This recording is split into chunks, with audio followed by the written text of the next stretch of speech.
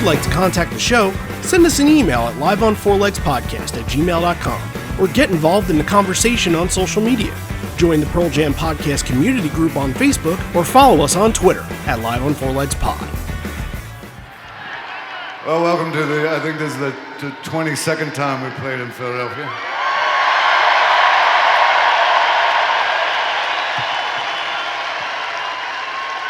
And I don't know how many of y'all have been along for the ride, but we've had some great times, great memories at the Spectrum, Made in America, on the concourse, all kind of memories from Philadelphia. And then, but I do remember, I think the first time we played, it was July 12th, I believe, 91, 92, something like that. And we played, we headlined this little club called Dobbs, J.C. Dobbs, is it? And I think they just closed the place a couple months ago, so we shed a tear on that one because we were glad we put some sweat equity in that place. And but now, so we headlined that night. We played, I think, 11 songs. And so tonight, in honor of that, we're gonna play 11, well, maybe at least 12, maybe 13, 14, 15, 16, 20. 25, can I get a 27? Let me hear 28, 29. You in the back, 30. Can I get a 31? 32. And away we go. You're listening to Live on Four Legs, the live Pearl Jam podcast experience, featuring Mr. Stone Gossard.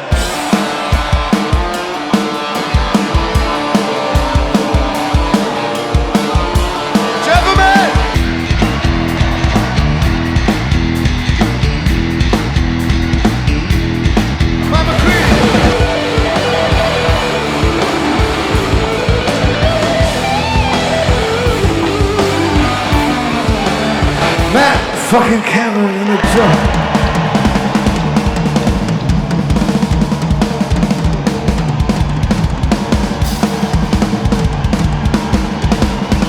Mr. Boom Gasper.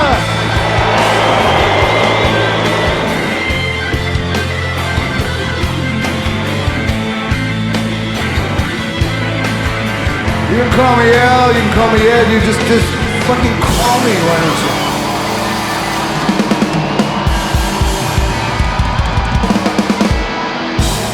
Hey everybody, now welcome to Live on Four Legs, a definitive live Pearl Jam podcast, and today we are covering the Philadelphia 2016 show.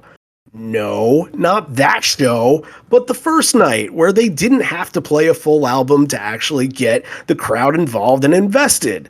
But we love both shows. This show is phenomenal. Of course the 10 show is momentous, but I think, and we always love to do this, we always love to give credit to the little guy, the show that maybe people aren't paying attention to because it gets overshadowed by another show, and this is exactly what we have today. And that's a big part of the conversation early on, is just that it wasn't the 10 show, but there are some really, really cool things that happened this night, and Philadelphia is a big city. Philadelphia is usually one of the best crowds, so we'll get to talking about all that and what makes this just as good of a show the night that followed. Especially thanks to somebody that's going to join us in a couple of minutes, Scott McQueen, for requesting this one. We always like those requests from kind of the underdog shows, and this is what this episode is going to be, an underdog episode, so get ready. We're excited for this one. Randy Sobel over here, John Farrar over there. Hello, hello. Hey, you like these shows too, don't you? I do, and this was definitely well received. Like because we got into this one, because the last couple of shows we've done have definitely not been crowd shows, and according to Pearl Jam Twitter, one of them didn't even happen. But we talked about Sendai last week, which is kind of the anti-Philadelphia show, where you're not going to get the big crowd. It's not the celebration that this show becomes. And then Maui before that was a kind of a smaller crowd. So it'd been a few weeks since we'd done one with like a rowdy crowd that's like up for it and doing the sing-alongs and doing the chants and the call and response. So it was good to get back into one of these shows and talk about it. I was definitely happy to hear it. Yeah, the timing was right. You're right. The timing was right for a show like this. And it kind of, not to say that listening to those shows kind of brings you down, because it doesn't bring you down. It's just you're It's digging just more different. into, the research and, kind of studying it a little more. This you can just listen to on repeat and just be entertained and love every song as it keeps going on. Yeah, this is a great show, but obviously the elephant in the room here, it not being the 10 show. So, I mean, where do we dictate conversation from there? Because it's kind of like immediately when you hear like Once Even Flow Alive, this show is completely forgotten about. It does tend to get overshadowed. We talked about this a few weeks ago too, like some of the night ones that got overshadowed by the epic night twos in their history. That's an ongoing thread throughout Pearl Jam's live history. But I think they realized that. I think, Ed, by this point in 2016, he knew what they were going to do the next night. That's why you get Once as an opener here. You get Oceans, probably the rarest 10 song. They're going to break out just to get through it and see how it goes. But I think, too, he went out of his way to make this show special and to add some rare songs in and stuff they hadn't played in years and years and years. Some stuff that hasn't even been played since this show. He went out of his way to make sure that this was going to be one to remember for the people who were there, so that when they saw what happened the next night, that they wouldn't be like, oh, we got screwed, so they can look back on this and be like, hey, we had a good show too on night one. I think there's definitely some of that going on here. Yeah, that's a great balance to have between the two of them. And sometimes in big cities, it doesn't have that, because it does feel like the night two is a to be continued in a way. And I don't know if you necessarily have that, because I think that night two is so monumentous that I just don't think they're really together in a way. I think they're almost separated because of how big it is.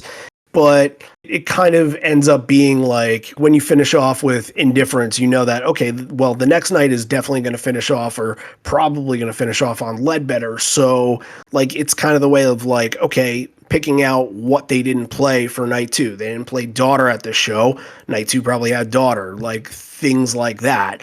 But it didn't really have that idea. And going back to what you were saying there, I'm going to share this now, and I'm going to share the other part of this a little bit later, because it does make sense. So their sound check included some of the rarest stuff that you'll ever hear at a Pearl Jam show, that kind of would tee them into picking the songs that they did for this show. So they checked Rival, they checked Of the Girl, Parting Ways, which maybe that in their head is a little bit of like, hey, when are we going to do this album? We're doing this album soon? Okay, let's get this out of Right? the way. Right? Around the Bend and Parachutes, and also You Are. Ooh. Yeah. I mean, that just, again, goes to show that they were thinking about even adding some rarer stuff. Just trying to Right? make this one that people would remember, that they could look back on and it would match up to what night two was going to be. Yeah, absolutely, without a doubt. Now, it's interesting because we got Scott to request this one, and we thank him for doing so. And we talked to him, and we're going to put the full episode out on Patreon later this week. We're going to run some bites here, but it's interesting because he didn't get to go to night two. So we get to hear a little bit of what his story and reaction was. So let's play it right here and give you a little bit of Scott McQueen and his story from this night. Yeah, I put in for both nights. I put this as a preference. I wasn't as informed as a fan as I am now. Listening to you guys, I know the second night's better, but I put in as this is my primary choice, and the second night as my second choice. I wish I'd reversed it now, but yeah, I got my first choice. My wife and I went down. I had a great night at the show, but we missed on some history with the second night, but this was still one to remember. Did you like have an expectation after this show, which was a great show? It really is a great show, and it should be a show that people outside of Philadelphia should listen to more often and respect more often, because again, it's overshadowed by one of the biggest shows that's happened in the last 10 years. But did you think that they would be able to top what you saw that night? No, I mean, from the start all the way through the encore, the start was, a lot of energy that was exhausted by the time that the first encore came around. So I left the night thinking it was a great show. I didn't realize how many rarities were played until a couple days later, looking back on it. But, a lot of songs I hadn't heard ever, and some haven't been played since. So yeah, I thought it was a great show. What was it like in the building? You talk about the crowd. What was it like, getting It in was there and Yeah, it was a typical crazy Philly crowd, not as crazy as the Camden pregame show or a couple episodes back, but there's a bar right there called Xfinity Live where everybody goes. You go before the concert and everybody meets up there. So we met up there with my wife and I met with some friends, went there, and then you can just walk right over to the venue. We had GA tickets, so we were standing in there. We started out pretty close. We got in kind of early, so we got up pretty close to the stage. But then as the crowd filled in, we moved back a little bit because it was getting pretty tight in there. But the crowd was rowdy, as you can hear in the clips, which is typical yeah. for a Philly show. Everybody's amped up and ready to go. Yeah, talk more about the crowd for sure, because it felt like they were on for the whole entire night. Especially it felt like Encore 2 is where the party was turned up, and it seemed like the perfect kind of situation to be in live, especially in the pit.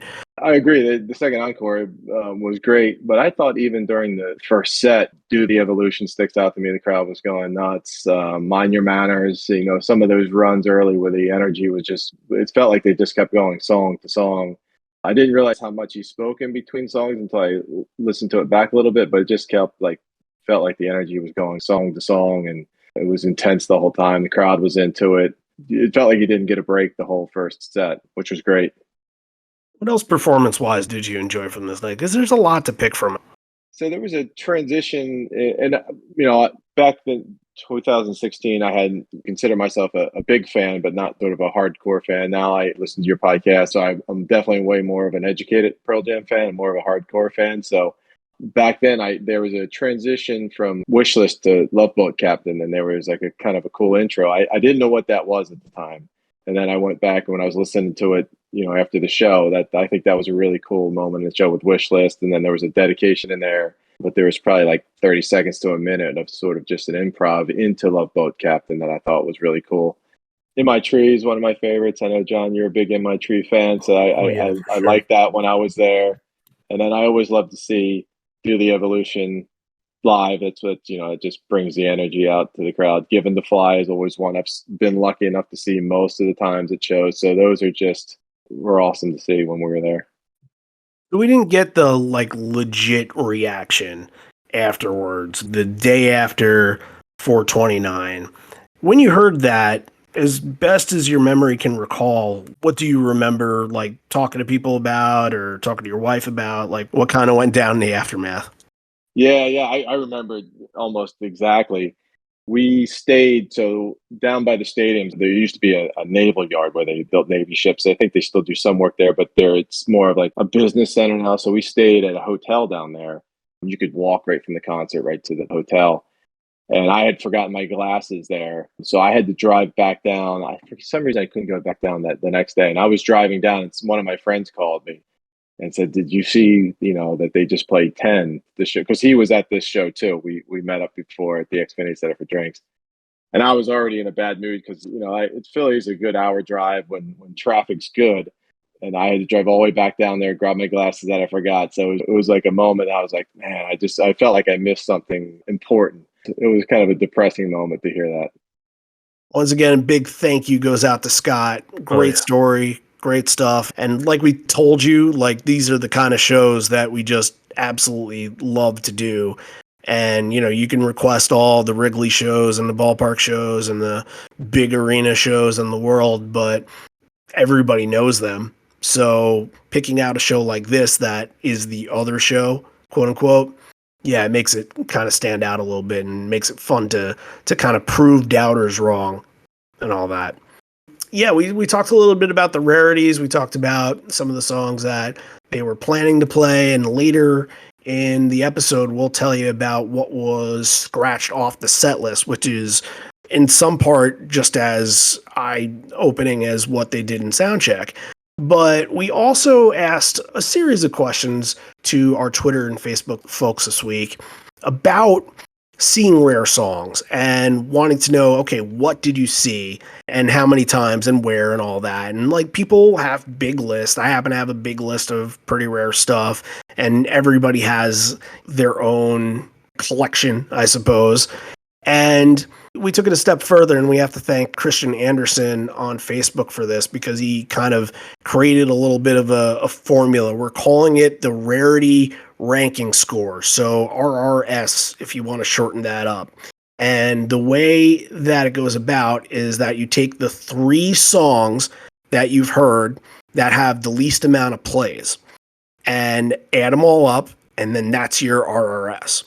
Now, if you are somebody that's seen a song more than once, that is part of the rare songs, you're able to deduct a point. And you're also able, if like, let's get to Bugs, because Bugs has 3.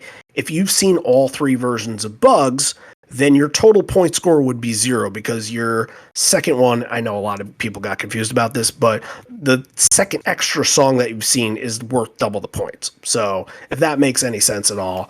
But let's, before we read everybody else's and get impressed by everybody else's, let's share ours. John, you want to go first? Yeah, mine's not going to be as good, obviously, but I've still seen some very good stuff, you know. I've been to 12 shows. It didn't make the top 3, but my claim to fame that I always go to is I've seen Of the Earth twice in my 12 shows, which is very, very cool and mind-boggling for the shows that I've been to. But I think the rarest one I've got is Black, Red, Yellow with 7, Let Me Sleep with 8, and then No Way back from Atlanta 98, which only has 12. So that puts me at 27. So as we kind of mentioned before, and we were talking about the calculations before we did the episode, that's a little over par. You kind of like bogeyed on that, but that's fine. totally okay. Yeah, right. If we are counting, because obviously the lower the score, the better here. So we're playing by I just want to rules. make the cut and play on Sunday. Exactly. Right. Get your portion of the pot and just head on home. Yeah. But if we're kind of doing golf terminology here, par would be anywhere from like 15 to 20 or so. Because again, it's all about like there are people out there that have seen 60 and there are people out there that have seen 3. So everybody kind of has to have their piece of the pie in some shape or fashion. So my 3 are Strangest Tribe, which has been played twice, Bugs, which has been played thrice, as well as Sweet Lou, which, if it weren't for Ohana, I'd actually have Sweet Lou at 2. So there is an opportunity for your point total to raise the more that they do play songs. I might be at 8 now, but on the next tour, they might say, screw it, we're doing Bugs 5 times, and then I got to reevaluate and maybe another song. You've got to be there for all of them to keep the score the same. Well, that's very true, yes, but, you know, I can't predict these things, and one might be in, like, Brisbane, Australia, for all we know, you know, so doubtful that I would make that one, but yeah, total score of 8, which is very, very good if you're considering the points. Now let's get to some of yours that are interesting here. I'm going to start with Mark Kirby first, because we usually start with Mark Kirby first. He saw Evil Little Goat at Wrigley Field, so that's 1 for him. Undone, which was at 5 plays, and In the Moonlight, which is at 4. So his score is a 10. That's pretty good. That's very good. I've got Brandon Pendergraft on Twitter, who says he's got In the Moonlight at 4, Bugs at 3, and Last Soldier. That's a good one. At 2, said that's a total score of 9. Very, very good, Brandon. Now, did he say that he saw the 2 versions of Last Soldier or just 1? Just 1, I believe. Okay. All right. That's great. I mean, Last Soldier's rarer than almost all of the rares at this point. I'm very jealous of that. I would have loved to have been at one of those shows. We haven't gotten an answer yet that had Falling Down, which I was kind of hoping for because that's another one. Real rare. Let's go to Aaron Redmond's now. He has Evil Little Goat as well. 1 for Bugs and 1 for Sweet Lou. I believe Evil Little Goat and Bugs were Wrigley for him, and Sweet Lou was Ohana for him. So that's 1, 3, and 3. He's right at a 7. I think a lot of Wrigley people are able to make claim to somewhere around that score, especially if you were there in 2013, 2018. Yeah, they've broken some stuff out there for sure. I've got Jason Gerdom, who seen Strangest Tribe, Bugs, so he's right there with you, probably some of the same shows. And then he's got Other Side, which has been played 4 times, but he's seen 2 of them. So that bumps him down to an 8, which is very, very good. That's excellent. That's another one. Like, you've lucked in to see Other Side twice. You've seen some good shows. Oh, absolutely, for sure. Now, this is an interesting one because it's from our patron, Simon Putney. I hope I pronounced that right. And this is interesting because he is from England, and sometimes they just don't play those shows, or sometimes you got to go out to the States. But his songs are Hitchhiker, which just seems like the rarest of the rare, along with like Last Soldier, you know what I mean? Yeah. Because Oh, yeah. it's not like Evil Little Goat where it was at a big event. Hitchhiker just happened randomly at a Manchester show in 2012, not even like a prominent touring year, you know what I mean? Oh, yeah. So Hitchhiker, Other Side, and In Moonlight, both of those being played 4 times. So he has a score of an 8, which is really, really good. Yeah. If you're under 10, you're doing very, very well for yourself. Oh, I'm sorry. He actually has a 9. I am bad at math. He has a 9, but still, that's very, very good. I'm going to go to our friend Chill Mickelson. That who would be has Tom Gregory. Yep. He's not under 10, but he does have some different songs on here. He's got Other Side at 4, Speed of Sound at 7, and Undone at 5. So 2 of the Riot Act B-sides on there for a total of 16, which is still very, very good. Nothing to be ashamed of. No, not at all. Yeah, love all those songs. So yeah, can't go wrong with that.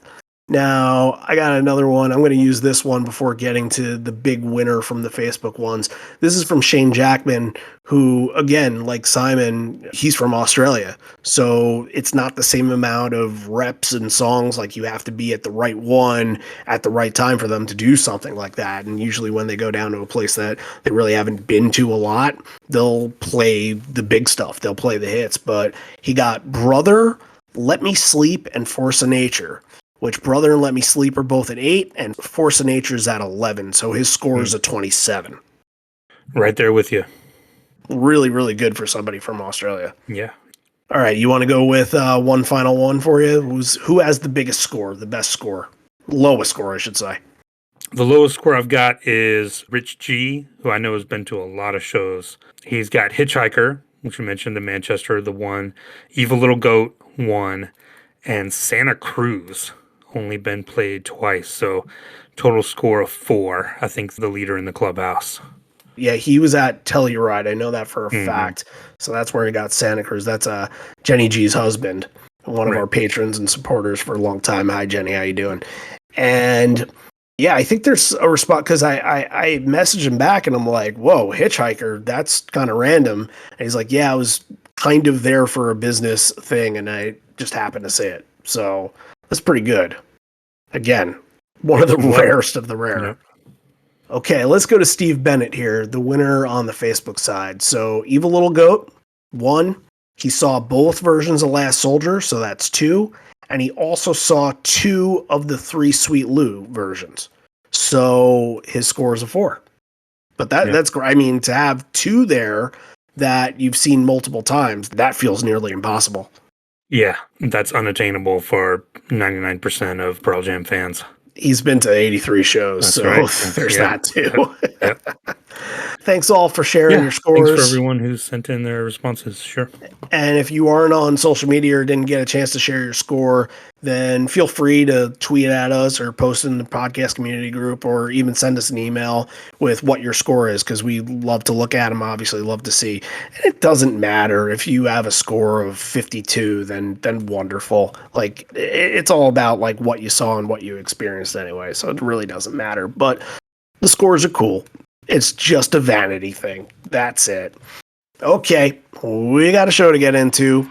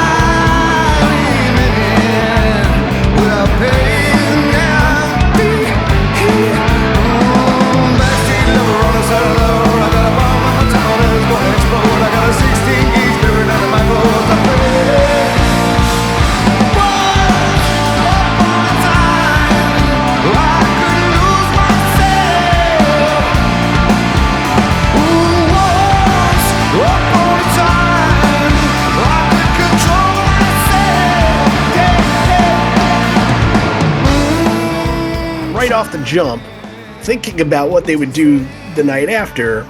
But at this point, when you're hearing Once open the show with Master Slave introing it, Once was actually not used as an opener since late in 1992 on the Lollapalooza tour. So that right there in itself is a pretty rare occurrence. And again, they would kind of start out the same way. I think we mentioned it in the episode that we did for the 10 show, that it kind of feels weird that they would do that both nights. But then again, like, it feels pretty massive doing it here. You know what I mean? Oh yeah, it's just it's the ultimate teaser. Of course, like, something's up. If you go to a Pearl Jam show and Once is opening, even before they started doing the sit-down stuff that we saw this year, be like, whoa, like, this is unexpected. Something's going on. You know, Greenville was, a couple of weeks before this, so they knew, like, that was in the air, that the album shows were on the table. So I'm sure some of that was going on here. I mean, yeah, the Master Slave thing is perfect, like, right when it kicks in, you know, it goes into Once right away and gets the crowd going right away, too. Like, you can tell immediately that this crowd is on the ball and ready to go nuts. Yeah, Once is not one of my favorite songs of all time of theirs, but if they opened with it at a show that I went to, I don't think they ever have, but if they did, I think I would get really excited because it just feels like it's totally out of left field. Which weirdly it shouldn't, because it's literally the lead track from the first ever record of theirs. So it feels appropriate, but it just never happens. If I'd have been there, I would have been like, oh, they're playing 10, obviously. You know, there was an opportunity to do something cool, but they kind of stopped it after Animal. What if they actually kind of went in ascending order and did Once, and then track 2 from Versus, Animal, and then went into Not For You, and then In My Tree, which they happen to play in the show? That would have been a cool way to do that. Yeah, that would have been interesting. I don't know that Ed even knows the track listings that well to do that, though. He'd probably have to have some help. He's got a phone. But yeah. And I wonder if there's stuff like that out there that we don't know about that no one's figured out. Well, it's funny because something like that is actually going to come later that I didn't know about the show, and really not much later. I think it's like within 3 or 4 songs, but it was something that I kind of put together and didn't figure out until reading the set list and listening to the show. So yeah, very well could have happened, and nobody would have batted an eye. But, you know, coming off of Once, I feel like there is a lot of energy, and Animal just escalates from there. And there's a moment where Ed goes to the top of the speaker. He doesn't do that within the first couple songs ever, which already he's starting to feel something real special from this crowd. But he's just taking it all in, letting them sing, and it feels like he's letting the sound waves just hit him, like just hit him in the chest. It was just visually a very, very good performance, but also the crowd was on top of it. But yeah, I mean, Animal's right up there with the crowd participation up there with, like, Jeremy and Why Go and Even Flow and all the big ones that you think of, Small Town. Animal is one that they can always count on to get a crowd going. Everyone would be doing the 1, 2, 3, 4, 5. Like, they always play it early usually. We don't usually see it later, but never think about it in that category. But whenever it comes up, I'm like, oh yeah, this is here to get this crowd going. Yep, absolutely. You get a big crowd, especially a big city, and yeah, that one turns from underrated, unsung into hero right away. Now we're going to get into our first real rare one of the night, and it's going to be at number 3, Gonna See My Friend. It's only been played 15 times, and this was the last time. The 3 big rare songs have not been played since the show, so that kind of goes to tell you what they think about them. And really, there's a theme to this we'll get into in just a second with Javier. But weird that 15 times and they played it twice in Philadelphia. Isn't that a little strange, right? Yeah, could be. I mean, probably those Spectrum shows, right, when Backspacer came out, you know you're going to That's exactly what it was. Yep. As for the performance goes, it felt like, and we don't cover this very often, obviously. It's not often that we do a 2009, 2010 type show.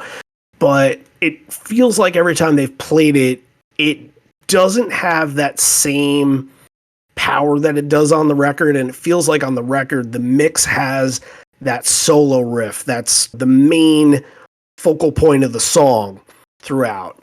It's the heaviest thing. It's the heaviest thing in the mix. And then when you get it live and it's the 3 guitar attack, It's very heavy. You have the drums behind it, and you're playing it faster because you want to build off the momentum and everything like that. It kind of gets lost a little bit.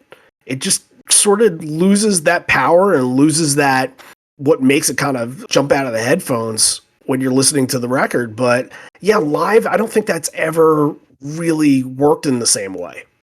They hadn't played it since Vancouver 2013, 2.5 years. So this one, I think it's got to be tight, and Stone and Matt and Jeff have got to be locked in to hit those changes where it can like really punch you and get that energy, but it just doesn't. And I think the reason that this one hasn't been played since then is I don't think Ed can hit these notes anymore. It felt like he was having a little bit of a hard time getting there, and I think after this he was like, yeah, I think we might be done with that one. Like, I don't think his voice can handle this one anymore.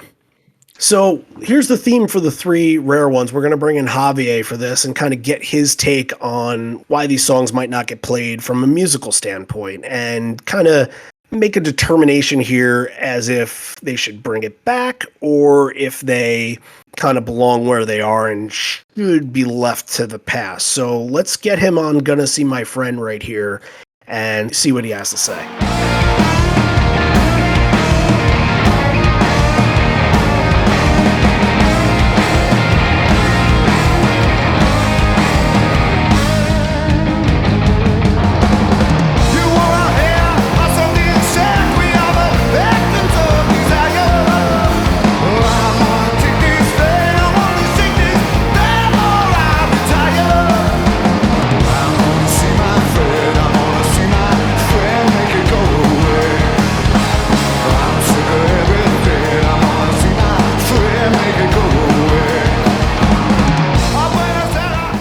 Hello Randy, hello John, hello everyone on the podcast. So this week we are covering the Non-10 show from 2016 on Philadelphia. Let's start with Gonna See My Friend. I think Gonna See My Friend is a very good song. I don't know about you guys, but I think it's a very good song. Although I think it's a good song when it's played in the right key. As you guys know, Pro Jam, the majority of the times they're going to be playing songs in the key of E. I don't think this song sounds quite right when it's being dropped half step down. For me, to my ears, it just doesn't work. I think Eddie feels very left alone in the mix. He has no backing vocals. You can really hear him struggling to get certain parts. In the intro, there's a lot of confusion. It might be this version, I don't know. At some point, everybody's playing something different in the intro. I think to recover the, if you want to call it the magic behind this track, I think they need to figure it out a better way to play it. Maybe a different tuning, maybe using different resources, maybe getting more support for Ed on the vocals when he's singing and get more kind of like the same vibe and feel that they got in the original recording when it comes to like all the support that other band members provided to Eddie with backing vocals and all that stuff. I just think it's a song that it can be recovered. I think it's a song that we should have more in the sets. I just don't think that it quite works half step drop down and just Eddie singing by himself. I don't think it sounds quite right. So his answer is pretty much the same thing that we were kind of going over there. Like, it just doesn't translate as well. And, you know, it is off tuning, and I don't think that really bothers me as much anymore, but I was bothered by it the night I saw it. I didn't feel like it sounded the same, but yeah, maybe the song does need that. If they bring it back, it's going to have to be tuned down probably a full step, not just a half step. Oh, yeah. It's going to sound like A Life Wasted or something like that, for sure. Let's look into All Night and Mind Your Manners here, the combination that follows right after. I guess All Night can be considered another deep cut, but again, they still play it a lot. Like, the rarity score in that fast, I think it's at 26 plays. 28, now? It looks like. Yeah, it's 28. And I have like 6 of them, so I don't consider it that rare. But yeah, it is among them. But when you look at it, I think it's more rare for like early in the 2000s, late in the 2000s than it is for now. Because now they'll bust it out like 1 or 2 times a tour. I mean, hey, it's only been played 5 times since 2015. That's still pretty rare. hasn't been a lot of shows since 2015, you know? That's actually like at least one of each tour year, you know what I mean? Yeah, yeah. I did really like watching Stone on that version, singing the vocals right along with Ed, and he wasn't at the mic or anything. It just seemed like he really, really enjoyed the song, which, you know, I guess I didn't even put into factor and play here that maybe it's the guys. Maybe the guys just love it. That could be the reason why it's sort of a little bit of a cockroach and sticks around for longer than you expect it to. Stone really seemed like he loved it. And especially too with the energy that they've got coming off this opening. Yeah, I mean they're going to be riding high off of that. I mean, this show is full of like really lively, upbeat songs. Like there's not a nothing as it seems. You know, there's not something that's going to like kind of halt the momentum that they have. It just keeps going. Even some of the more mid tempo songs are, I think, done really well to kind of keep that energy going. Like it's fast, it's upbeat. You know, I think they're riding high off that energy from the intro. In between All Night and Mind Your Manners, which Mind Your Manners, exactly how you expect it. A lot of hand motions that Ed's doing, but, you know, fast punk rock song, that's going to be a big energetic one for the crowd. In between, he says, "We've got all night." Of course, he's going to say that. "Good evening." Big round of applause. And then Ed comments on how many people are there. He's just kind of like, whoa, there's a lot of you. This is the 22nd time that we've played in Philly. I don't know how many of you have been along for the ride, but we've had some great times. We played the Spectrum, Made in America, Concourse, all kinds of memories. But the first time we played here was July 12th, 1991. He said, "I remember that because that's right before my brother's birthday." So we headlined a club called JC Dobbs. It's one of like the rare and most talked about shows when you're thinking about 1991. It's a great one. We covered that over on Patreon a little while ago. It's in the Hall of Fame. It is in the Hall of Fame. Yep, it was a perfect score.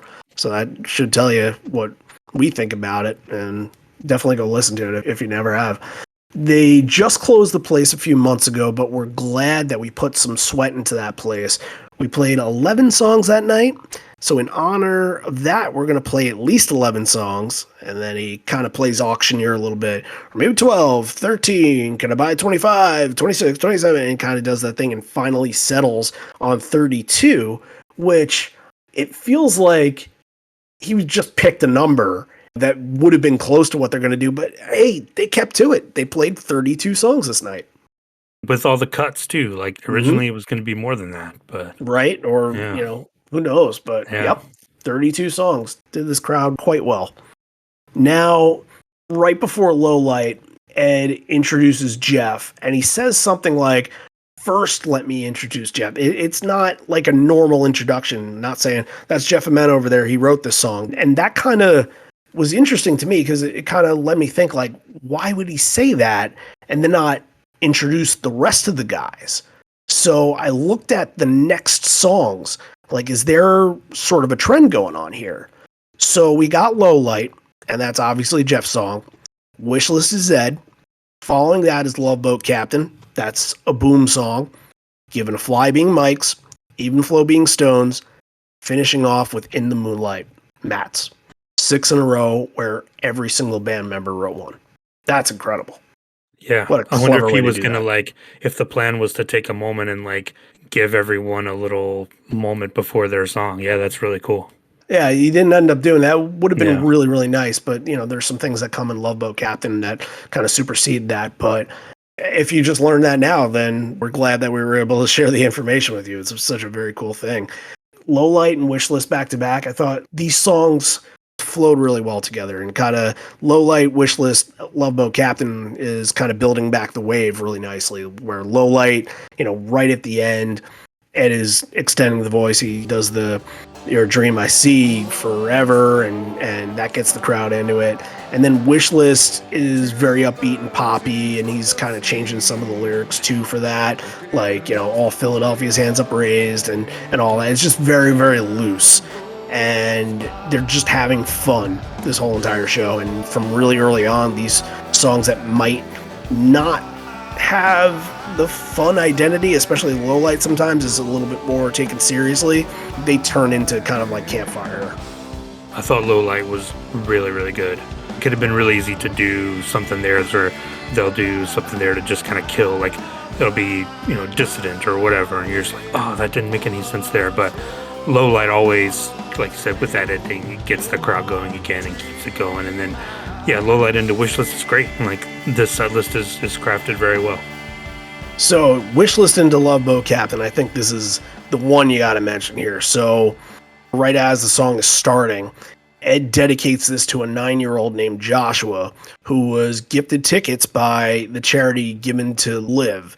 We've talked to Tom, big shout out to Tom who does this. He does a tremendous job. We've talked to him on the show before. He's making not just kids, but like people's dream come true. People that are in situations, their health situations or anything like that. He's getting them to shows, not just even Pearl Jam shows, anywhere, and getting the experience of a lifetime. And especially go back to the one with Reese from last year, where Reese got to get the signed poster and all that. Just very, very cool stuff. They really do a wonderful job.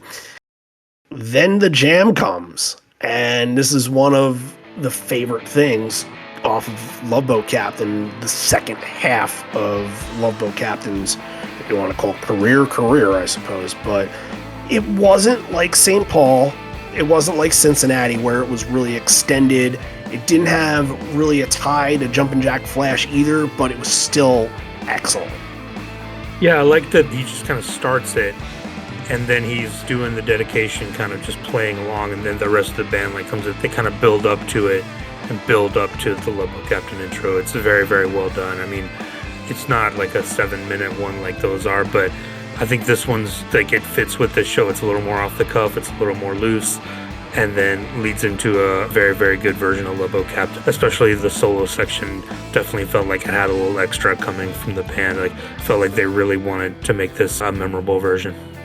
Absolutely. I think it just, as the song grew and gained momentum, it just gained power, it gained the collaboration with the crowd. It felt like the band was having fun with it and bouncing around with it, and it seemed like Ed was really into it. And I think those are factors whenever you look at songs that have kind of a big soaring moment, that if the band is feeling it and they're on top of it, then it's just one of the best things you can get, especially a song like Love Boat Captain that doesn't come up very often. But yeah, it just gelled so well. So let's go to the City of Brotherly Love, Down in a Tree, and get Given to Fly into Even Flow. And yeah, this, again, just fun.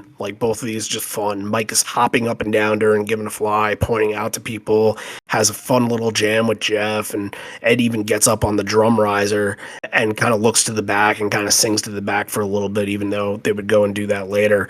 Yeah, just smiles.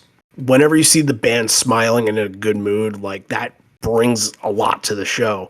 You don't really think about that, because kind of when you're in a band, you want focus and you want energy, but everybody having a good time means everybody else is going to have a good time. And yeah, I mean, Given to Fly is always going to be one that's going to get everybody going, and it soars in the way that the best Pearl Jam songs do. So putting it after Love Boat Captain makes perfect sense, and leading into Even Flow, it's just, again, very, very well done. Being in this crowd, I mean, you got to think you're 9 songs in, you got to think you've been there for an hour and a half already.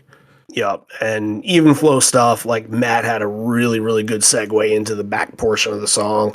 It could have been turned into a solo. It felt like it was just there. You kind of want it, but he kind of built that pace and really sounded really good. And Mike was Mike. He was just a rock god. Ed, after Even Flow, shouts out to Mike and says, "Not sure how you're feeling tonight, but that guitar playing was sick." He makes a couple of those kind of terminology things. He'll do one later that's just oh, you use that, I think it's biatch, and you never said stuff like that before. So yeah, all right, well, hey, that's cool. He's got teenagers now. That happens. Yeah, at that point, yeah, I guess they were just becoming teenagers, but yeah, you're right. That reminds me of how I talked when I was 15. If he can make an observation, he talks a little bit about medicinal marijuana and just recreational marijuana, talking about Seattle that legalized it, saying they got popsicles, gum, Vaseline, Q-tips, all these sorts of things. And speaking as a touring musician, some of you have to travel, and in the middle of the night, you stub your toe on something that you didn't know was there. You're going to need some marijuana on hand. And he's, just kind of going off about it. And I guess the capper to that would be when he's like, the next song, Matt Cameron has kind of smoked once or twice.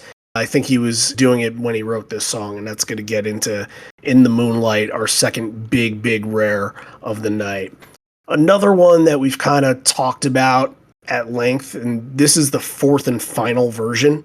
We've talked about all four now, which is quite an accomplishment, I suppose. Every time we bring it up, we talk about sort of Matt's tempo and how it's kind of one of those like tricky time signatures and how it can kind of be off-putting and how it's weird to kind of put together a melody on it. And yeah, even in this version, they played it in Tampa earlier that year, but really 2011 was the last time that they played it, and it was only twice. So looking at Mike and Jeff in this, it seemed like the bounciness that they were having and Given a Fly and other songs like that was kind of like, okay, now we just got to watch for changes, and they were taking it a little seriously. And I don't know, like if you're gonna be hesitant about it, I say like maybe it's time to give it up. It was a little tentative, but I mean, on paper, it makes sense. Like it's a loose song. It's got a kind of the swinging rhythm. Like it makes sense in the set. But yeah, I think for whatever reason, they just weren't confident on it. But I mean, yeah, you hit on it. This is now the second song that we've retired, right? That we'll never talk about again. It's this and Bugs and Yep. something else. Was the third one? We gotten another one? I feel like we did, like Santa Cruz. We got Okay. Santa Cruz. I mean, that's only 2 performances, Yeah, so yeah. that's not much. Hey, it's going to be a growing club in the years to come. But right. We only have one more for Out of My Mind, I believe. yeah, right. That first Atlanta show from '94. Yeah, In the Moonlight, I thought Cameron was actually really good on it, but it was the rest of them were kind of like, okay, maybe, like I said, we need to focus and make sure not to fuck this up too bad. And you know what's funny is that it seems like the play was supposed to be for You Are Here, since they put it on the set. Yeah. And they did it in sound check, and I'm sure they were like, okay, Matt Cameron song, that was the automatic to go to after Even Flow, like, all right, like get something kind of grooving a little bit more. But yeah, they went for the rarer one instead. Let's get Javier in on this to kind of, cement what we're talking about and kind of give his take on why he might think it works or doesn't work.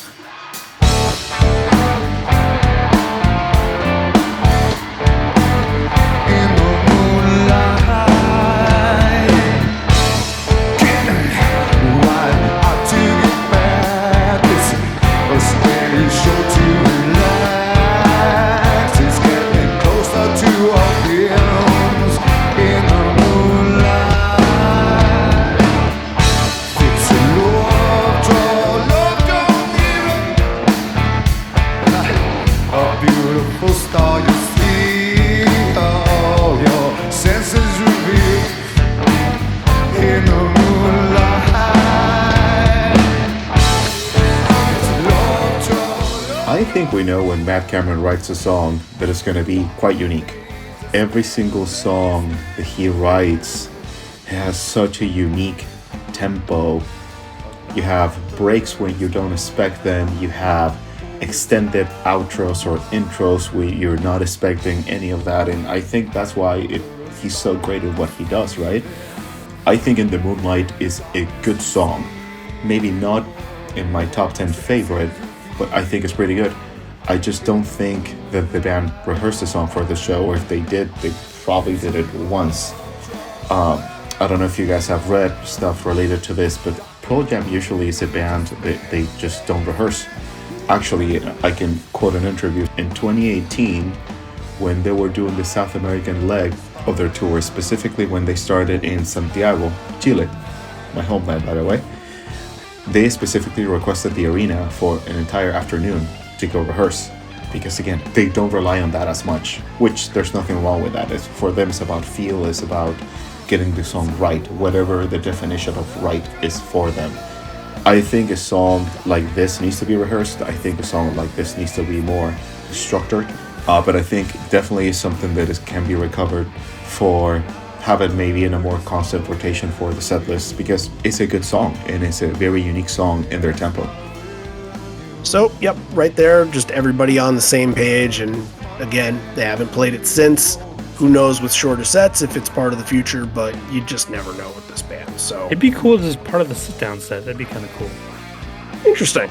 Yeah, it's like the third or fourth song. Yeah, very interesting.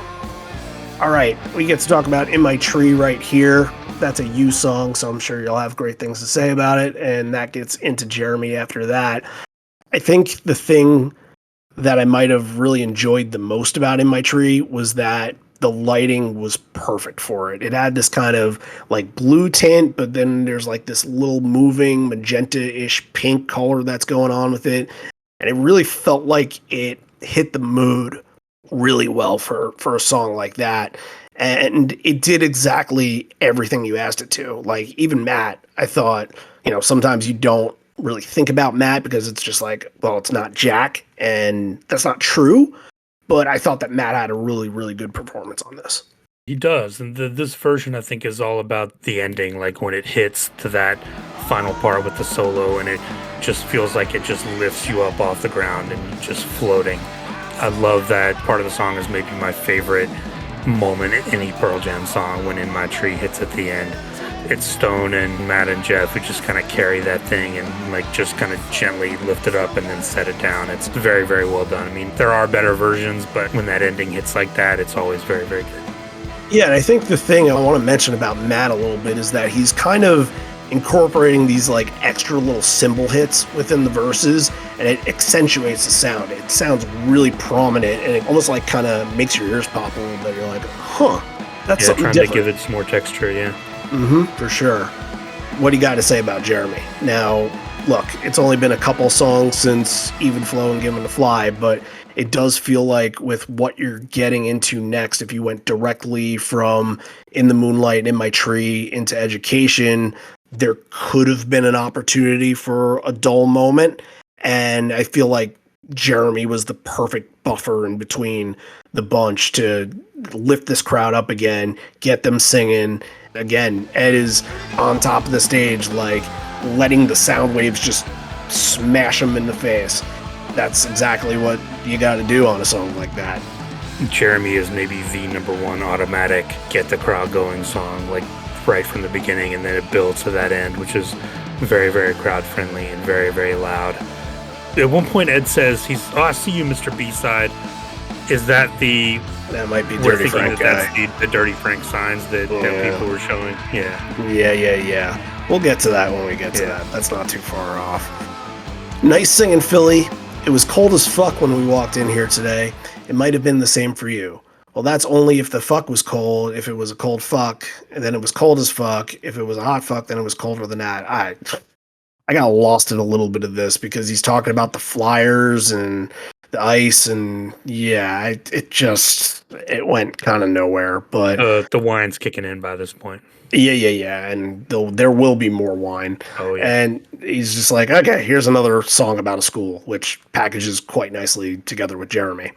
So here we are at Education, our third and final big rare moment of the night. And I think of all these, like, this is the one that I'm kind of scratching my head at as, like, why? How come? It was a perfect performance. It felt exactly how the song is on Lost Dogs. The cool rhythm that it has, almost a little bit staccato-y, and they're having fun with it too. Ed is kind of embellishing some of those lyrics. Only been played 9 times, so you'd think like, maybe there would be some ring rust on it, but it was to perfection. Here's the thing. They played it in Lexington too. So 2 days prior, yeah. So they had a little bit of a rep with it, but loved it. I thought that this was a phenomenal performance. Yeah, I agree. I thought Ed sounded really good, really confident on it. It definitely had the momentum and swing that you want from Education that it felt like In the Moonlight should have had, but didn't. Yeah, I thought Education was the best of the 3 that we've talked about. Let's see if Javier agrees with us.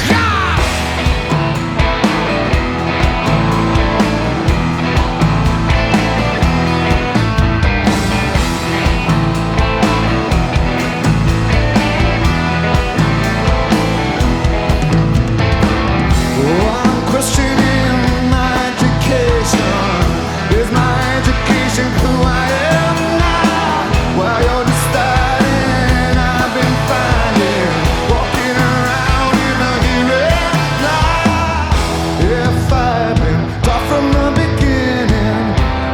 let my fears now be winning.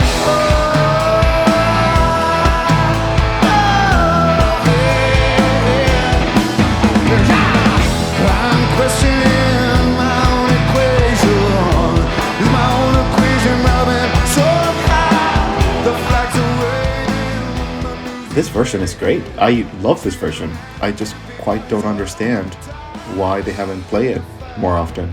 I don't know. My only thought is every single time I read an interview about them and the way that they want to set up their structure live, or something that they will make them to make a decision based on what they're going to play that night, it has to feel right. A few years ago, Jeff Ament gave an interview saying that he still feels that they didn't quite get even flow right on the recording, which for me is like, wow. I mean, because it sounds pretty good in the album, right?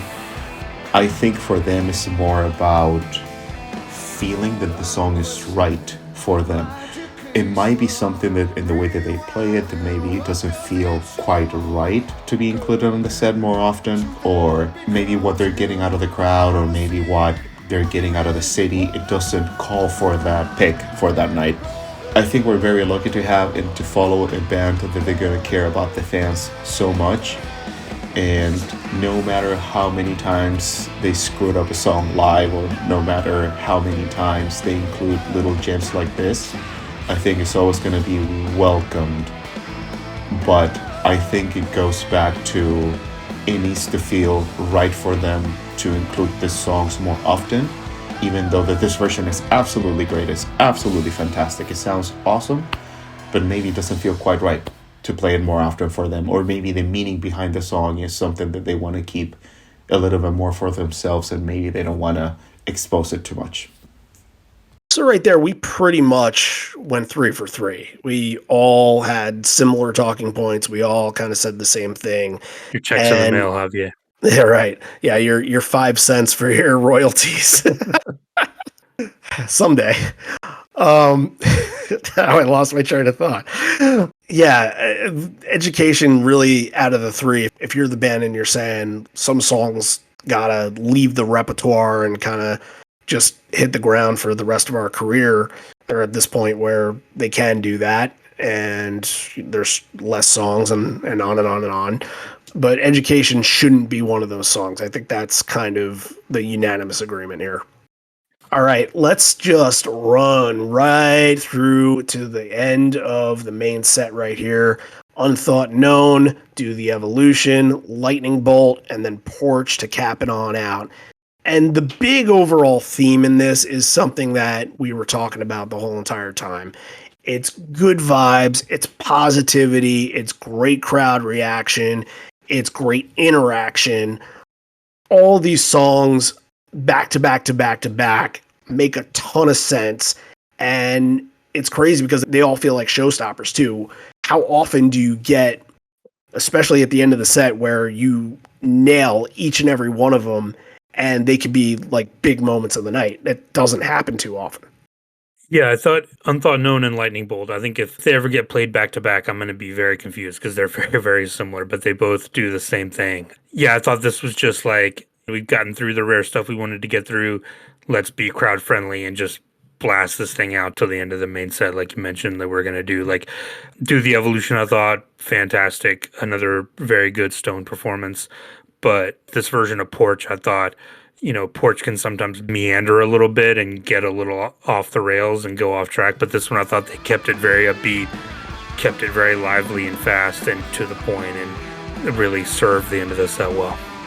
Yeah, and I think like 2 points to really bring out of these 4 is that Evolution, just watching the Hallelujah Choir. I mean, Scott talked about like being down there for that song and how cool it was, but like everybody down there doing that was a sight to see. It doesn't get lost within the equation, but it should be highlighted a lot more when people talk about it. And then Porch as well, like it's very typical, but the orbs are swinging. It's the era for that, and Mike's kind of soloing where he's kind of also hitting it with the top of his guitar at the same time.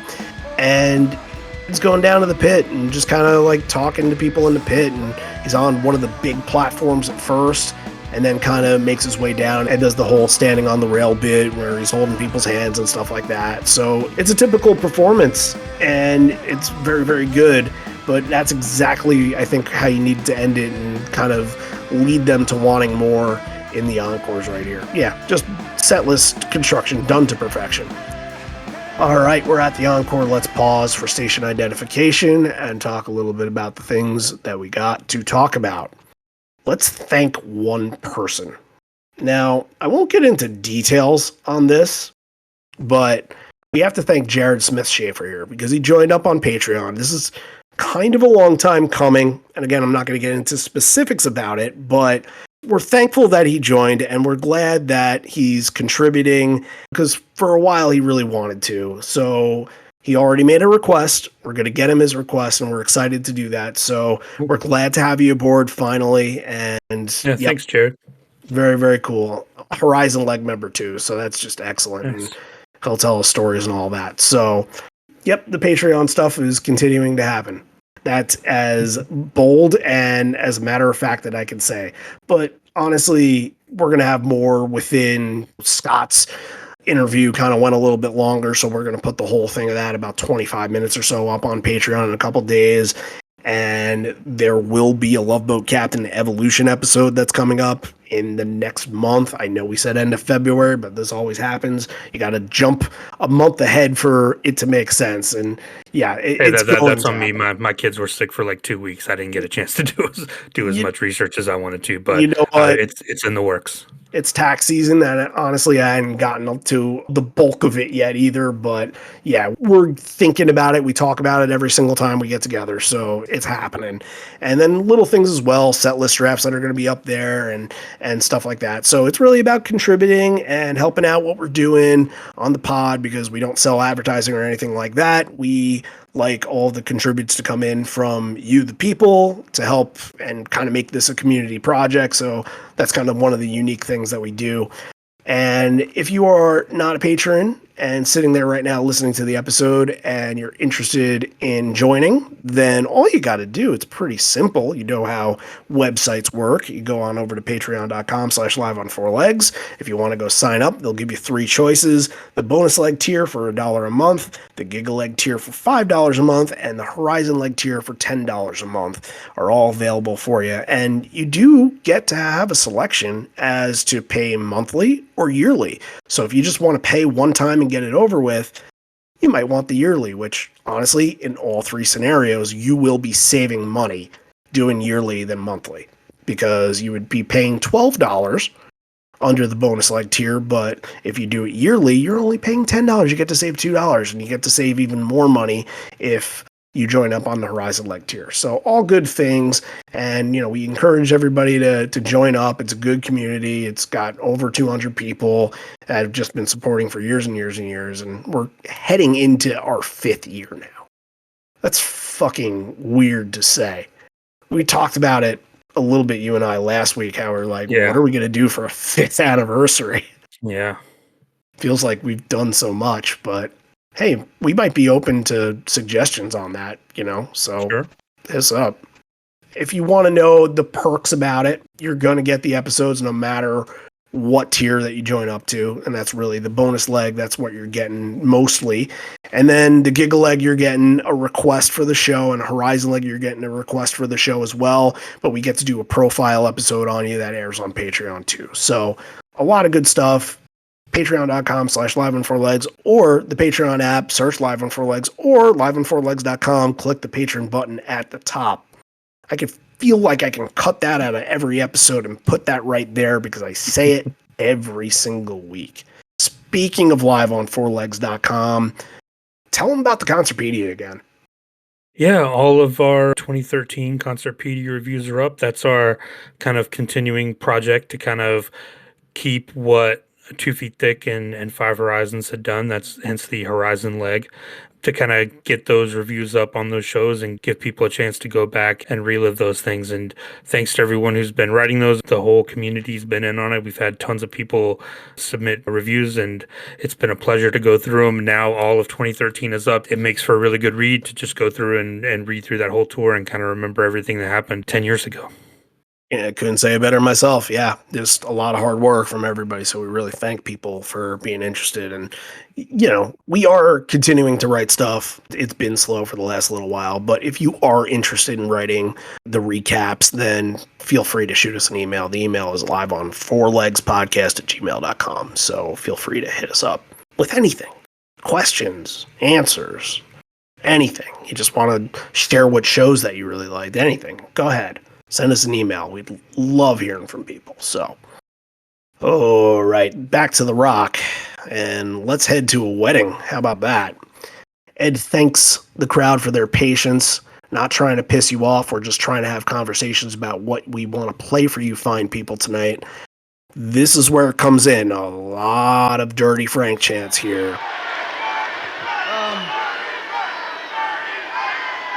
Yeah, I heard that before. Yeah. I'm thinking about it. My mind's just not that dirty, you see. Now, it might have not come to fruition at a Pearl Jam show, but 6 years later, it would. So, yeah, he was thinking about it. It took him a long time to pull the trigger on something, but he thought about it. It did happen. I think this may be a first. It's not. It's not the first because we got one in Ireland, in Belfast, I believe. The guy's name is Colin. He's talked to us a little bit before, and we did the episode and covered that, where him and his wife technically didn't get married at the show. They got married beforehand, but did like a little ceremony at the show. So that still counts. So as far as we know, the second time that this happened. So says we've had couples propose. We had a couple in Italy make a baby during a show. I want to know what show that was. Ed kind of says here, he's like, I don't think it was a romantic song. It sounded like it was Go, like Don't Go On Me. And yeah, I get it. Yes. Don't go on me. I do. Yeah. Mm-hmm. Too bad. But I guess that song can get you fired up in a way and feel kind of the butterflies and energy and all that. But good for them. I hope their baby, right? Because he said it was 2006. So yeah, I guess right now it would be like 15 or something like that. So I hope that baby's thriving, and I hope that's their favorite song. It mentions there's a couple that's here. Guy's name is Pat. He's a music teacher. And his wife, his name is Eden. She's a third grade teacher, and she does a lot for the community. He says, I hear that in Suite 25. Looks up to his left, and he says they started the night engaged, and right now they are married. So which one of you two wanted to have the big wedding? That's really good thinking. You don't even have to send out invitations. Cheers to you guys. And I tried to figure out the most romantic song I know for you. That's where we're getting in the fifth and final performance to date of the Tom Waits classic Picture in a Frame, which, if you are paying attention and kind of know the history of this song and tying it back into Italy, I suppose, it was used as the DVD name Imogene and Cornice, which is in Italian, Picture in a Frame. So it's a cool little tie-in. 205 shows since I last played it, but you bring it up for a wedding, it's going to give you the same vibe and spread the love in that building for sure. But it does feel like the crowd can't hold back on just a sweet romantic moment, because midway through, they're just like cheering like somebody just hit a home run, you know?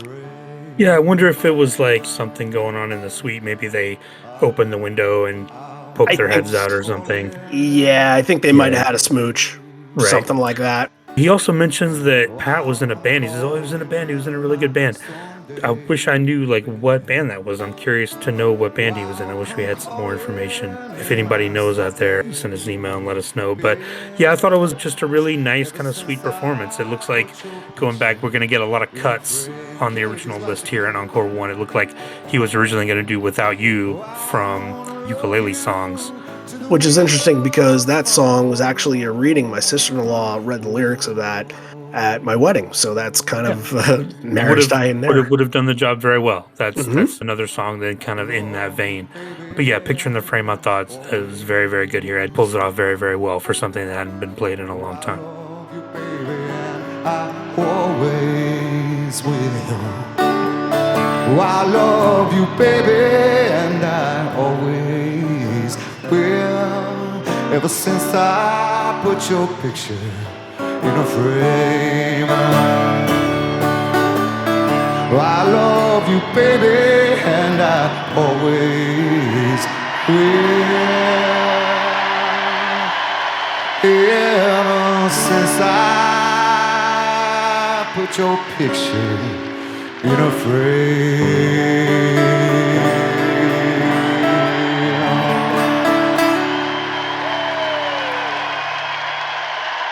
All right, we're going to transition into some old ones right here and some fuck ups here and there, but they're fun fuck ups.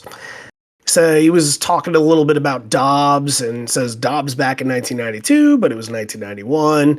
And he said, apparently we haven't played this song since then in Philadelphia. And he says, clearly, it is not Dirty Frank, motherfucker. Can't follow up a beautiful wedding song with Dirty fucking Frank. Or maybe we won't play that one. I'm not nervous. Hear a lot of like hi-hat tapping from Matt, and you're like, okay, when they coming in? When they coming in? When they coming in for this? I think it was a little bit of hesitation, but it was mostly Stone's guitar was not really fitting in with this. That Yeah, it was malfunctioning. something in tune. It looked like the tech had brought in the wrong guitar. Yeah. I don't think he fired this tech like somebody else did at one point. Right.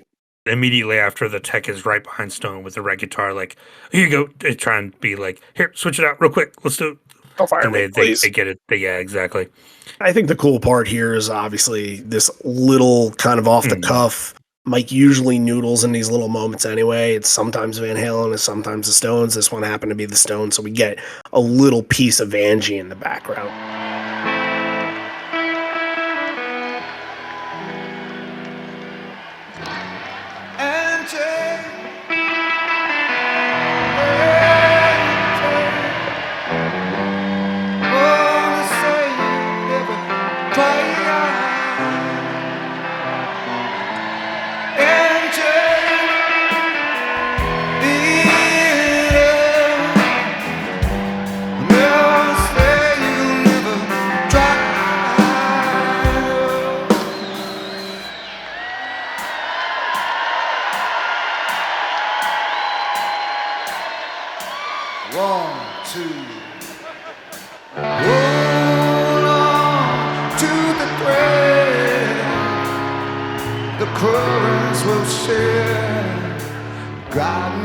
Overall, because Oceans is going to go into Chloe and Crown, overall, I don't know why it works. The science behind it kind of makes sense, but the vibe of all three of these really mesh quite well together. It seems like Oceans is impassioned in its own way, and then Chloe and Crown are just kind of on such a high plane of like emotional, passionate, and soaring kind of quality that you don't think of these songs being packaged together, especially in an encore like this. They're kind of usually separated in places, but it worked out really, really well.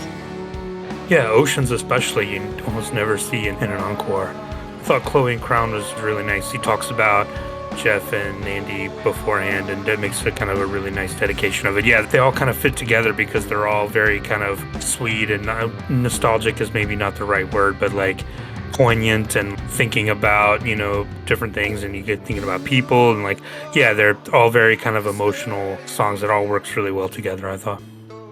Yeah, I got to bring something up from Crown of Thorns here because this is just, I think it's hilarious.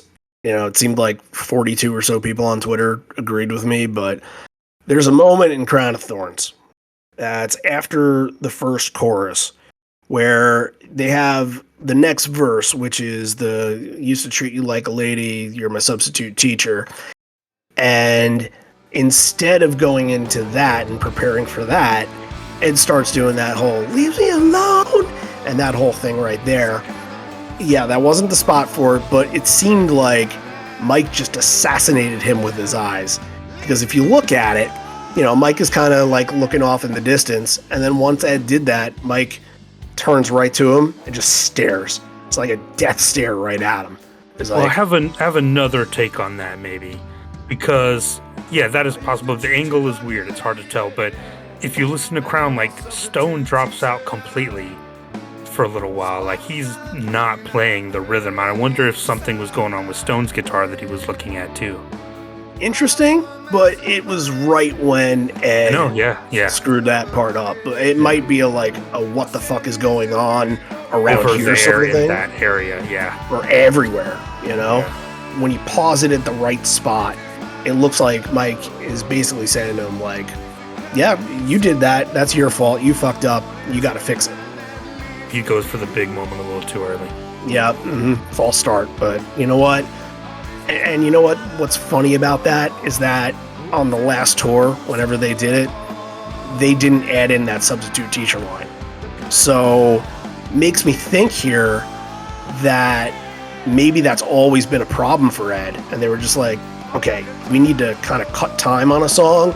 That's how we're going to do it. We're going to cut a little bit from Crown of Thorns, and that way you can never fuck that up again. Yeah, maybe.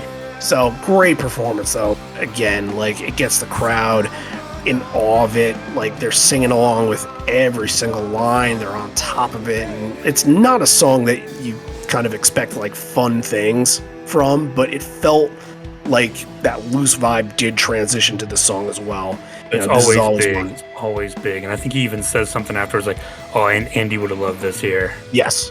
Yeah. Yes. It's always a big moment because of what the song means and where the song stemmed from. So watching Jeff play it always, like, I wonder what's going through his mind. Like, yeah, just very reserved and, contemplative. Yeah, don't really get his thoughts and feelings by looking at him, but you know that something's going on in there. Yeah.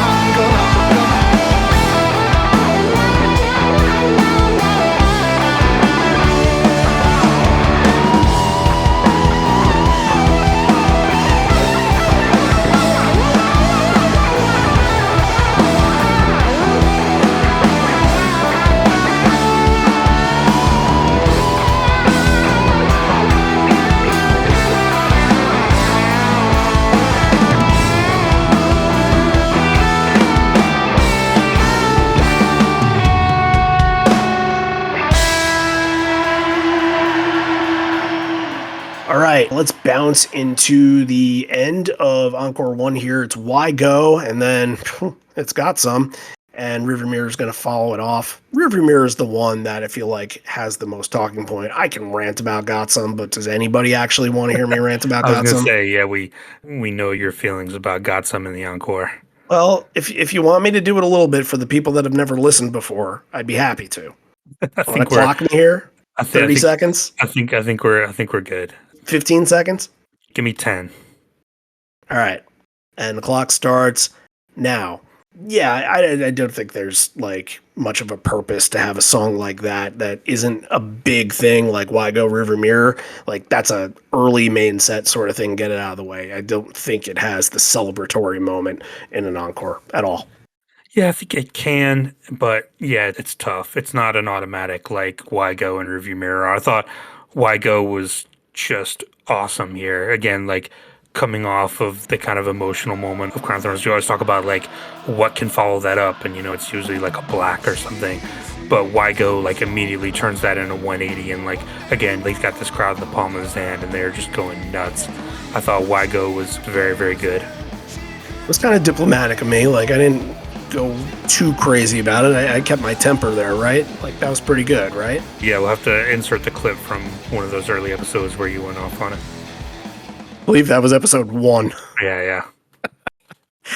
All right, Rearview Mirror here. Very fun bridge. Just a lot of upward momentum, pure rock and roll flavor. Big. You watching Ed and Jeff on this one, they're kind of doing this like crouching challenge, and they're like going lower and kind of testing themselves to see how low they can go, kind of like spreading their legs apart and getting their ass in the air and really trying to test themselves. It was just like, I believe they fall down, and just a fun moment, just kind of seeing them sort of compete in the weird sort of way. But yeah, big performance here. The Jeff bass roll to get in, I feel like that little tease before that kind of just keeps you hanging. You know what's coming, but like he kind of does a little that, and you know that the big roll into the ending is about to hit. But because he's teasing that, and because you see it from a mile away, you're just like, come on, let's get it.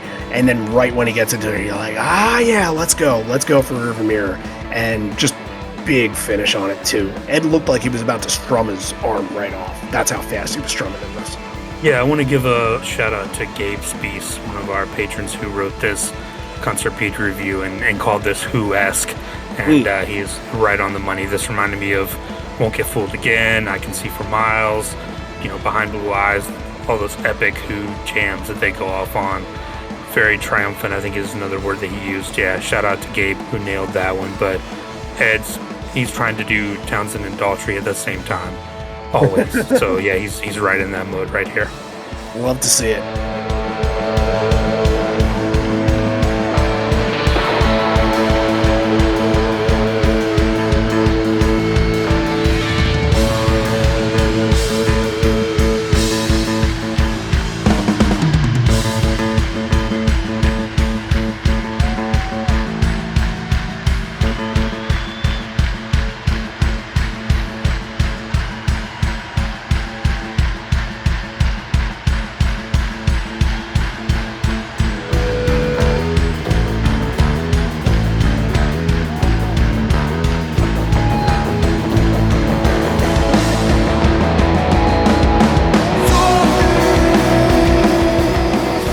Let's get into Encore 2 right here. Ed keeps saying kind of over and over again, he's like, we don't want to overstay our welcome.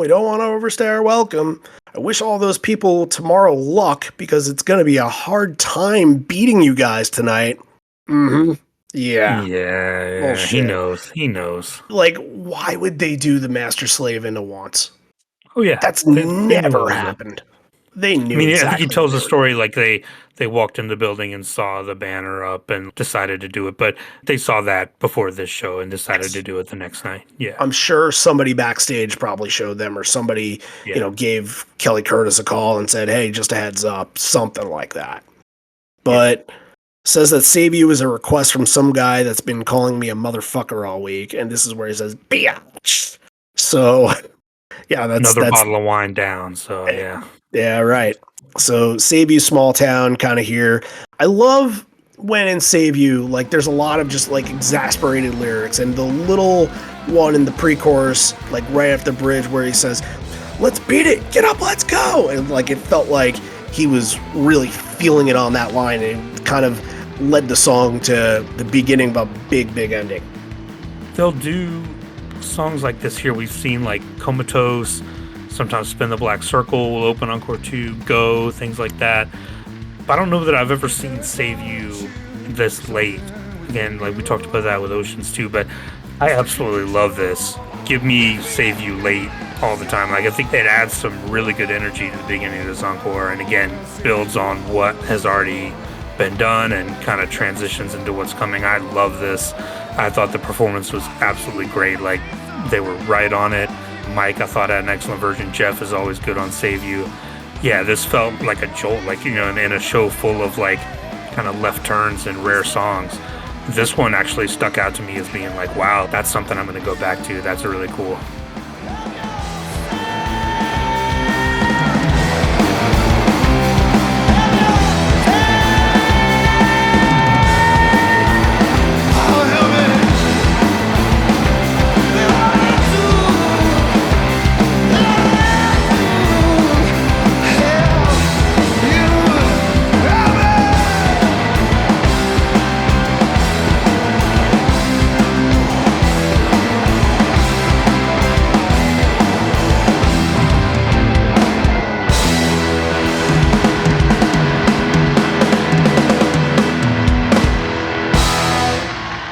Then they're going to turn to the back, play a little bit of Small Town.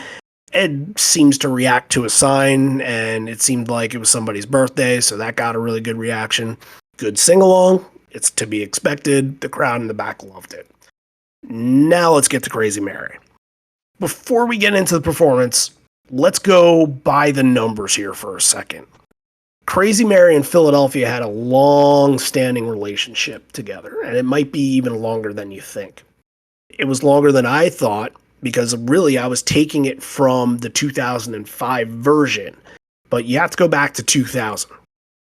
Every Philly show where they did their tour in either Philly or Camden, one of every 2 nights, because they did a lot of 2-night shows, most of them were, at least one of the nights on every single tour, they've played Crazy Mary. 2000 they played it, 2003 they opened with it, 2005, which I think is like the one that's defining for Philadelphia, obviously, that's the one where the Ghost of Mary took out the amps and kind of exploded the place. Like, that's the one where I thought, oh, this is a Philly song through and through. But you get it again at Camden in 06. You get it again at Camden in 08. You get it at the Spectrum Night 3, which a lot of people say is the best night. You get it in 2013. You get it at this show. You get it at Camden this past year. That's a lot of representation for Philadelphia. The only time that they were in Philadelphia in a year and didn't play the song was the Made in America Festival. That goes to show how great and rich of a history this song has here, and the crowd knows it too.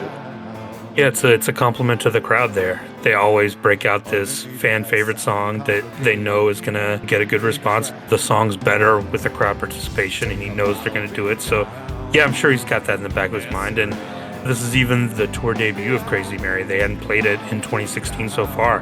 It's almost like they were saving it for Philadelphia. Possibly. Yeah, that would be a good explanation for that. And back to the crowd, it felt like they took a bottle and passed it to all 20,000 people in that crowd and just let them have the bottle. And it just felt like there was a buzz going on throughout the arena that everybody was just kind of on a high. It was just very, very good. Like, that crowd, especially like Mary rising above it all, like everybody was just on top of it. Everybody was doing it. Newspaper cover.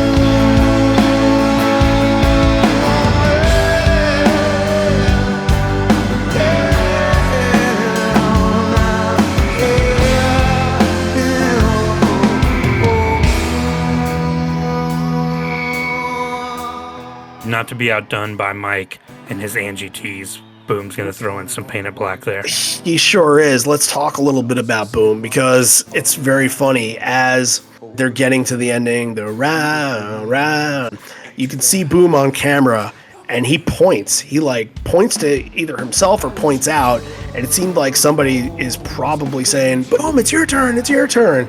And he's got the smile on. He's like, yep, this is my turn.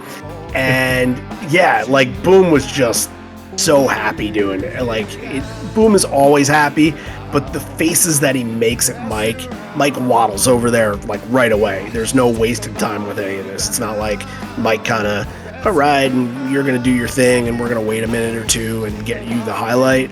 Mike goes over right away, and they duel right away. And every time that Boom gives it back to Mike, he has this big goofy grin on his face. It's very, very funny. But yeah, doing the Painted Black in this was very, very good. Duel wise, I think this one is 100% Boom by a mile, and I think that careful. I really do, and I think that kind of Mike let him have it a little bit too. He wasn't stretching, and Boom was just on fire on this one. I got to give it to Boom. But okay. You know what? Let's give credit to both Stone and Matt in this one. I think this actually makes this version of this song so unique and kind of incredible and a fantastic performance, because if you notice that, during that jam, there's a part, Stone's playing the acoustic, and there's a part where he extends the strumming and kind of starts strumming a little faster. Matt notices that, and Matt starts to pick up the pace a little bit and kind of turns this from this groove jam almost into like a legit rock song in a way. And I don't think I've ever seen that come out of Crazy Mary before, but it absolutely torched that building down. I love watching Stone when no one else is watching Stone, and he always does little things like that. And you can tell Crazy Mary is another one you talked about. There was one earlier that you mentioned that Stone is really into. I think All Night. All Night, yeah. If you watch Stone on Crazy Mary, he always is into it. He's always doing all the Stone things that he does with the duck head and the shuffle and everything. You can tell he loves that, playing that song. And you know what? There's going to be another one in just a minute where he's got the squints going on and he's able to solo, and it feels like he's putting every piece of blood into that song. It'll be fucking up in about 2 seconds. Yep. But State of Love and Trust, Alive, and then it's going to be fucking up, and then it's going to be Indifference. And State of Love and Trust is very fun because Ed's wearing his Rocky shirt, so, of course, when in Rome, and somebody in the crowd tosses him like an Apollo Creed, like USA robe, the one, we've all seen the movies, and it seemed like he picked up one of the top hats too, so it was the whole garb and all that, and he puts on the robe and kind of does a shtick with the robe a little bit there. I thought that was just fun. Crowd takes over again, very, very loud on the hey-oh, hey-oh, hey-oh, well, some of the loudest I've ever heard. And it's full go. It's full go for the end. They know that, hey, this night is about to come to the end. A lot of people are saying this is a good way to leave off and kind of lead you into tomorrow. Little did they know that tomorrow would be a completely different experience, but it felt like they were just in a great party mood. The robe thing is very impressive because he does it one-handed while singing. Yeah. Not missing a single word. It's very impressive. And yeah, he kind of looks like he gets the hat and he looks at it and goes, no, tosses it off. But he does the thing where he throws the mic into the crowd. Someone gets it and does a really good job of doing the haze and doing the build. And then immediately the mic just comes back into frame. Like the guy threw it back at the perfect time for Ed to just catch it and in one motion go right to the chorus. It was very well done. Shout out to that crowd member on the rail who did a good job. Yeah, most guys in that situation probably be like, oh, this is mine. I'm taking over the rest of the show. Right. Maybe he knew exactly who to throw it to. Yeah. He was meeting a lot of people up on rail earlier this night. Alive, again, everything else is just feeding into this big party atmosphere. And Mike's going down on the rail, goes to play to those people a little bit. And it's, I think, a way to, again, tell this crowd, we're coming back tomorrow, but this is how much fun that we're having here. And also, you're not getting this here tomorrow. This is going to be the third freaking song of tomorrow's set list. So this is the only time in this double night performance that you're going to be able to celebrate with Alive. Like this. And I mean, end of show celebration. Fucking Up is great too. Ed's throwing tambourines and at the end has a very sad attempt at breakdancing. And again, I think it's all up to Stone though. Like I mentioned, his eyes kind of squinting and kind of getting that lemon face in there and really, really putting his guts into that solo was excellent. Yep, I agree. Yeah, Stone's the highlight of Fucking Up for sure. Indifference ending your night here. And it's very cool because Ed's just kind of looking around and he's like, you're probably great to every group that comes in here, but you made us feel really, really special. And after that, Ed goes down to the bottom and just like Porch, I don't know if we've seen this too often on Indifference, he gets up on the rail and holds on to people and sings to the crowd right on top of them. He stays for a little while too. It's very good. There's even a moment where he looks somebody in the eye and you can tell it's on the boot where he says,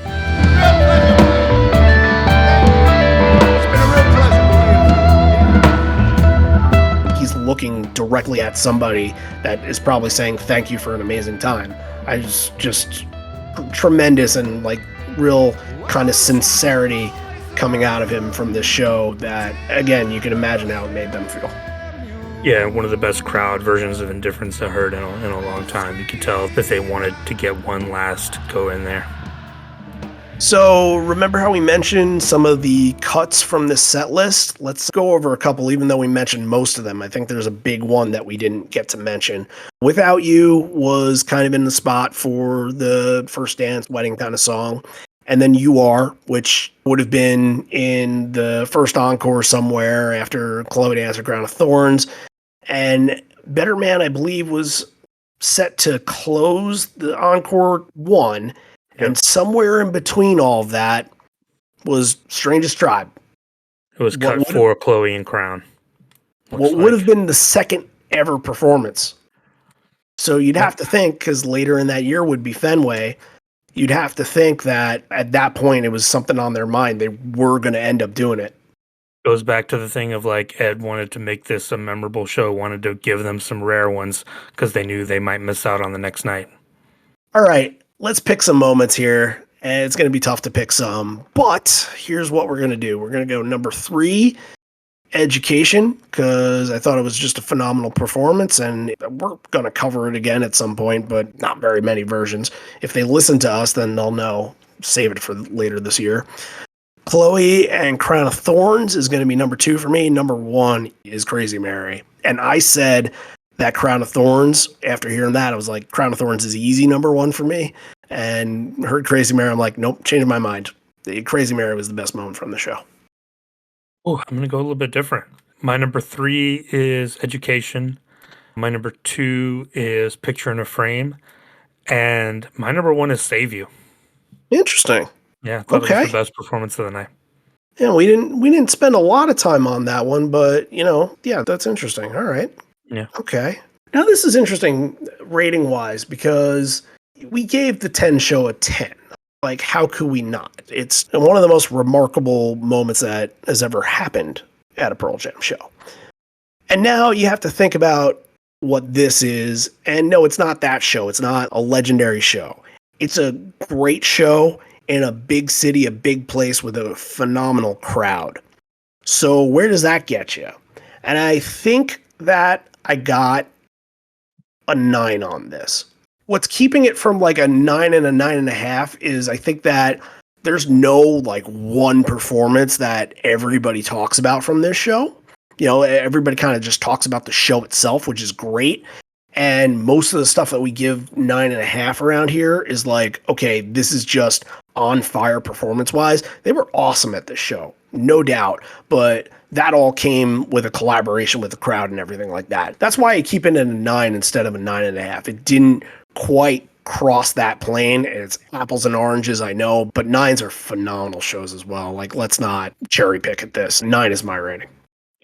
I think I'm going to bump it up and give it the 9.5. Like, I think, thinking about it, and probably, beforehand, I would have thought this would have been in the 8 category, but listening to it, going through and watching the video, like we've talked about the energy that the crowd gave back to them, and maybe I'm giving it a little bit of a bump because we haven't had that in a couple of weeks, and I felt like it really added a lot to the show, and it does to all the best ones. But what bumps it up for me is knowing the care that Ed took making the set list and trying to make it memorable for these people, because obviously they knew what they were going to do the next night. We've talked about that ad nauseum. They could have easily made this feel like a warm-up show and made it feel like a little brother show, but you can tell they really tried to make it live up to what was going to happen the next night. And they really took some care into it and thought about it and did some special things. And there's some great moments in this show. So I think it's right there, 9.5. Ah, fuck, I'll give it a 9.5 too. Am I allowed to change my rating after I give a rating? If it is, it's your show.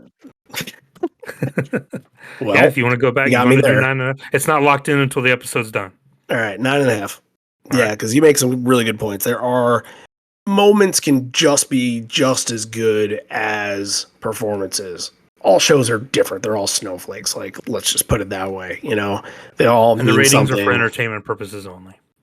Yep, that's the disclaimer that we have to say at every episode that we've only said it like 2 episodes. So, all right, next week we're going to do another Patreon requested episode from a country we've never covered anything in before.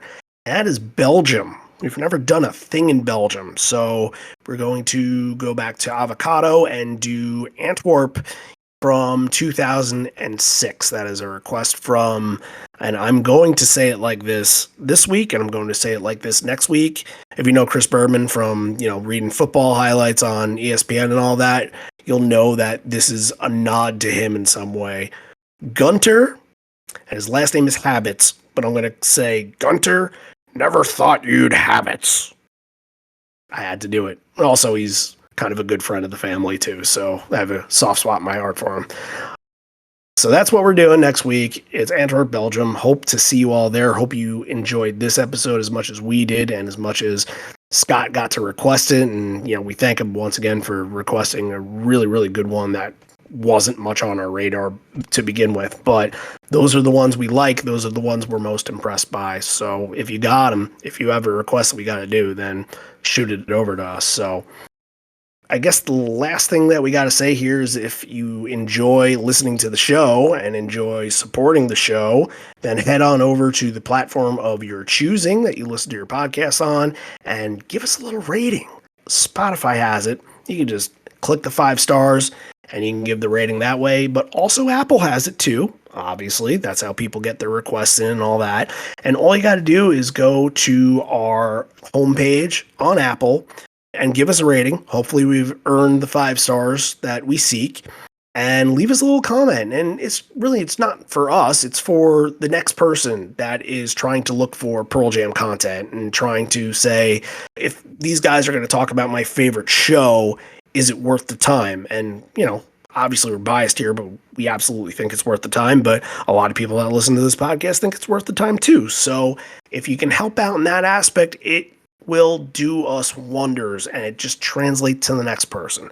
Word of mouth is the best thing that you can do for this podcast. So keep talking about us. And if you don't, I will, which is trouble for everybody. We're going to close this one out. I can't say that with a straight face.